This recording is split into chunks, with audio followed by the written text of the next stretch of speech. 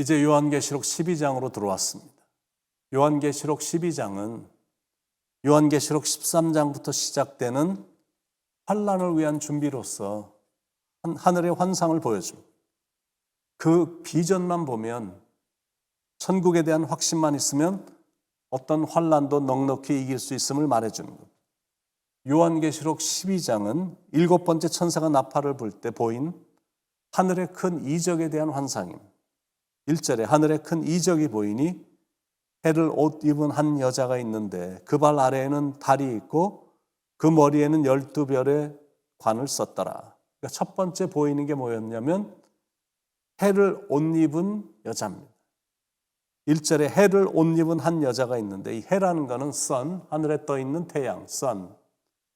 해는 지극한 영광을 상징하거든. 해같이 빛난다 이렇게 말할 때 이거는 지극히 영광스러운 모습이잖아요. 변화산에서 보여주신 예수님의 그 모습이 해같이 빛났었다라고 표현을 했는데, 반모섬에서 본 요한이 본 예수님의 모습도 해가 힘있게 비추는 것으로 묘사를 했습니다. 두 번째 보이는 것은 달을 발로 밟고 있는 남자입니다. 1절에 그 발 아래에는 달이 있고, 여기서 말하는 달이란 구약의 교회를 상징한다라고 볼 수도 있고 율법의 완성을 의미한다고도 말할 수 있습니다. 햇빛이 반사가 돼서 어두운 밤을 밝히던 달이 햇빛이 떠오르면 그 기능이 없어지는 것과 같다라는 것. 달은 해가 뜨면 사라지기 때문에 그렇습니다. 어쨌든 이런 상징이 강조하려고 하는 게 뭐냐면 예수님께서 승리하신다라는 겁니다. 1절 마지막 부분에 그 머리에는 12별의 관을 썼더라. 머리는 권세와 주권을 상징하고 별은 번성과 창대함을 의미합니다. 관은 승리와 영화를 상징하는데 12개의 별들이 달린 면류관을 머리에 쓰고 있습니다. 한마디로 그 모습은 하늘의 해와 달과 별로 온몸을 단장한 예수님의 영광 그 자체의 모습이고 승리자의 모습입니다.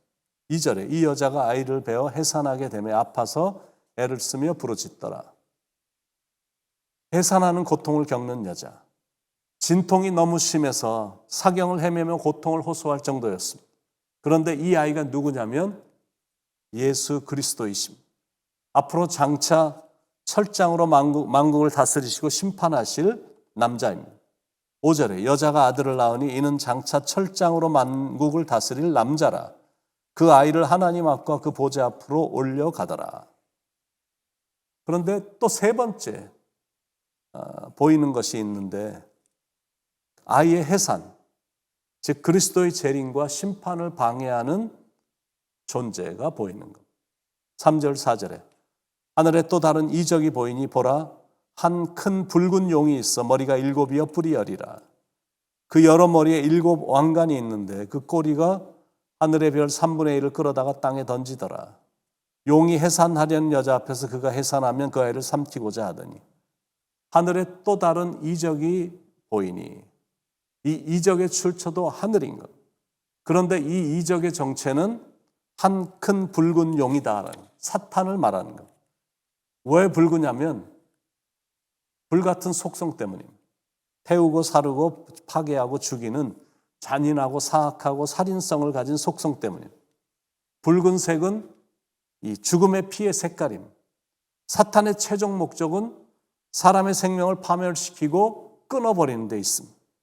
색깔은 예수님의 보혈 색깔과 비슷하지만 그 피의 용도는 판이하게 다릅니다. 예수님의 피는 살리는 색깔인데 그 피는 죽이는 색깔입니다.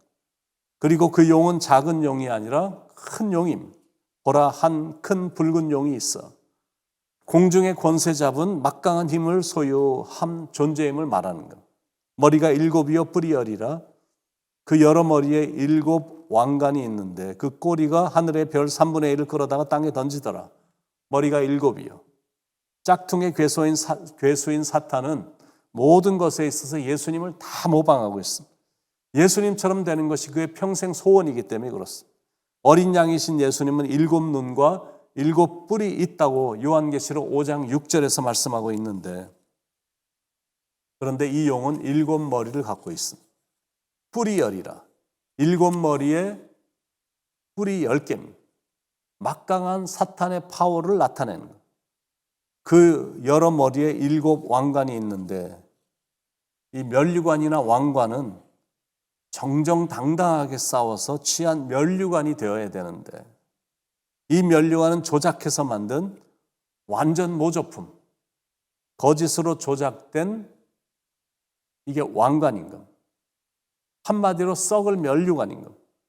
성도들이 쓰는 면류관하고도 이렇게 비교를 해보면 성도들이 쓸 면류관은 누군가가 씌워주는 영광의 면류관입니다. 이 땅에 있을 때 충성스러웠고 신실했기 때문에. 그런데 사탄이 쓰고 있는 면류관은 자기가 자기 힘을 과시하기 위해서 쓴 면류관입니다. 4절에 다시 그 꼬리가 하늘의 별 3분의 1을 끌어다가 땅에 던지더라. 용이 해산하려는 여자 앞에서 그가 해산하면 그 아이를 삼키고자 하더니 그 꼬리가 하늘의 별 3분의 1을 끌어다가 땅에 던지더라. 그러니까 이미 우리가 공부한 것처럼 무적행에서 올라오는 황충들이 꼬리에 전걸과 같은 권세가 있어 그것으로 5달 동안 사람들을 해하고 있는 것. 꼬리라는 건 거짓말을 상징하는 것. 이사야서 9장 15절에 머리는 곧 장로와 존귀한 자요 꼬리는 곧 거짓말을 가리키는 선지자라. 사탄은 거짓말쟁이고 거짓의 아버지입니다. 그 거짓말로 이미 에덴 동산에서 하와를 실족시켰습니다. 그런데 여기서 말하는 별이란 타락한 천사들을 말합니다. 하늘에 있던 천사 3분의 1을 거짓말로 미혹해서 타락을 시켰는데 그걸 이제 꼬리로 했다라는 정당한 방법이 아닌 거짓말과 속임수를 써서 미혹을 한 겁니다. 그러니까 사탄이란 존재는 얼마나 간교한 속임수의 달인인지 알겠죠. 천사들도 3분의 1이나 그 꼬임에 넘어갈 정도였으니까. 그 꼬리가 하늘의 별 3분의 1을 끌어다가 땅에 던지더라. 그러니까 리더를 잘못 만나 거룩한 천사들이 악령이 된 겁니다. 하나님을 섬기던 하늘의 천사들로 하여금 하나님을 반역하게 만들어서 이 땅에 귀신이 되게 하고 하나님을 찬양을 하던 존재들로 하여금 이 세상에서 어지러움과 전쟁과 분리와 분열을 일으키는 일을 하게 만들었다라는. 용이 해산하려는 여자 앞에서 그가 해산하면 그 아이를 삼키고자 하더니 헤롯 왕이 예수님이 이 땅에 태어나실 때 죽이려고 했던 것과 똑같습니다. 그때 2살 아래 사내 남자아이들을 다 죽였거든요. 지금도 베들레헴에는 그때 죽은 아이들의 합동 공동묘지가 있다고 합니다.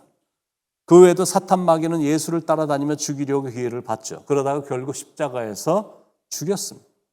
이제는 예수를 따르는 사람들을 타겟으로 삼고 죽이고 멸망시키려고 합니다.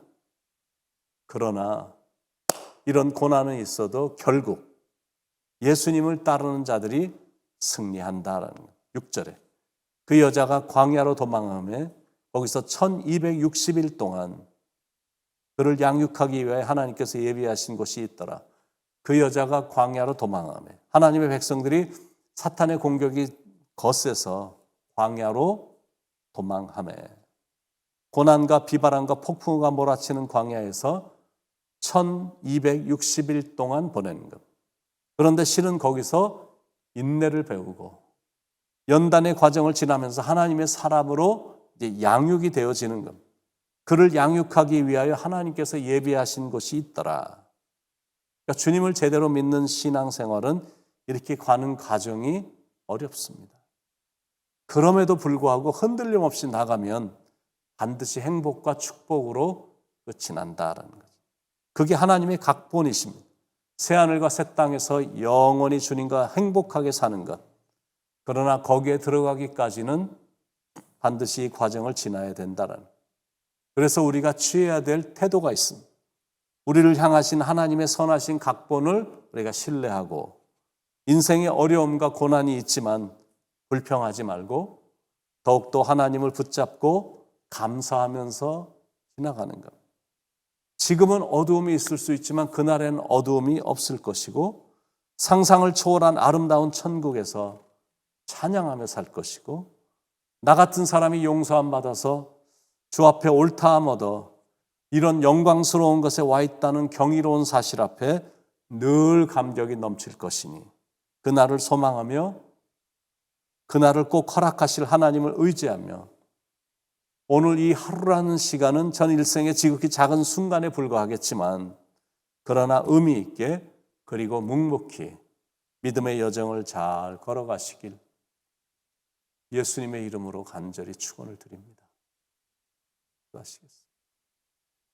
그날은 반드시 있으니